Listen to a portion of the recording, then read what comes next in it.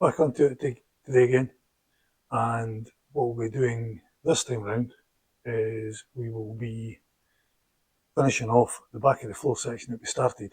Now, I've left it overnight, and painting of the floor pan is a plan that doesn't look to have turned out too well. As we'll see here, it's fairly stained, however it is coated, it is white. We're only going over the top of this with stone chip, so despite it not being a fantastic finish, I'll still take it as a win, and it saves me doing that full-blown mask, drapes, everything else later on. Now, the bit we're going to be doing today is here. I cut the lip off the return. This panel should come up, fold over the top, and join down here. But this section in here, very, very common area. If you look at it, you've got to pay good attention to this corner. A lot of people have welded up to here because they haven't taken the subframe off. So this is still rotten. And you can see the type of rot on the other side where the suspension mount has actually gone, and the box section underneath. Now, this section here on the cab when I got it was actually covered in a piece of aluminium with silicone. You can realise how dangerous that is. So this side will take a bit more intense repair. The box section will need to be repaired. There should be a plate where the captive nut goes across to here for support, and so on. But this is the section we're going to be doing today.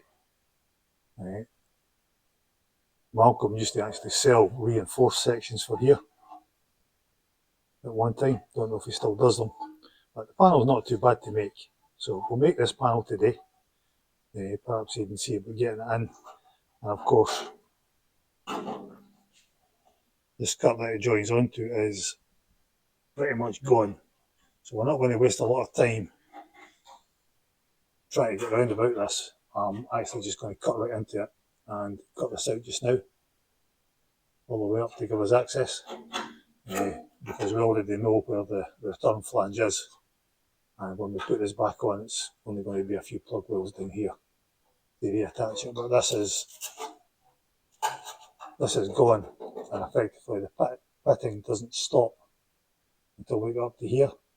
But rather than drill into the structure, I'm going to take it simply up through where it covers the captive screw, and we will join it there. There is only 1, 2, 3 spot wells there, and detach it from the bottom. Once that's done, we'll get some cardboard out for a template, and we'll get the panel sorted out.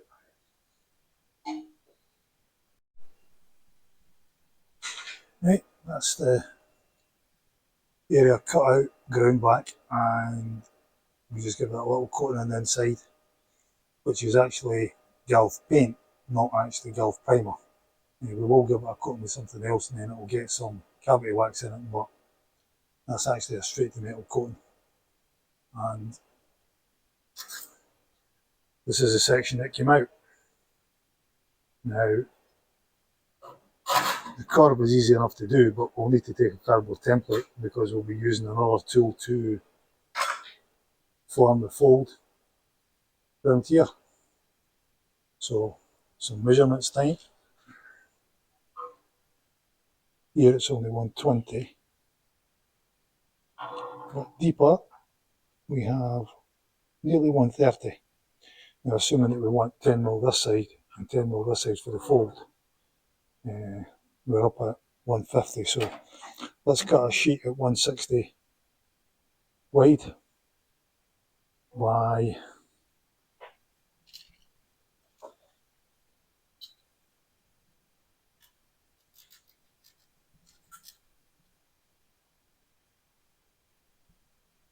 very, very difficult to do this with one hand on the camera. There we are to the fold, so about 150 plus say allowed 20 for the return. Just slice some metal and we'll get back to it. Template time. We match the curve at the bottom. Now this will come up, be bent out, which is not too bad. So we'll get to this corner and then we'll need to take a couple of nicks out. This corner, we need to take a couple of nicks out of the material to get it bent round into here. For the curve, this is just to actually give us the unusual bend at the bottom, level it up with the top, so we can get the metal roughly cut to size. And shape wise, and with the curve that we need, is I've cut this one. So I've already got one piece of metal cut roughly to size, well over size actually. So I will now go, and I've already started putting a curve into it. I'll just finish getting the curve to that shape, come back, see how we do, get the other template when we're done, get the bottom here done and marked out for a bend, a couple of slits, we'll get it folded over, and hopefully that will be us almost ready to sit in. Corner piece now made. This was take one. Unfortunately I got the curve wrong and the metal started to fatigue a little bit when I was massaging it, so yep, I could have made this fit, I could have hammered it in the corner, but you're better getting your patch pieces to be as much as really a closer fit as you can.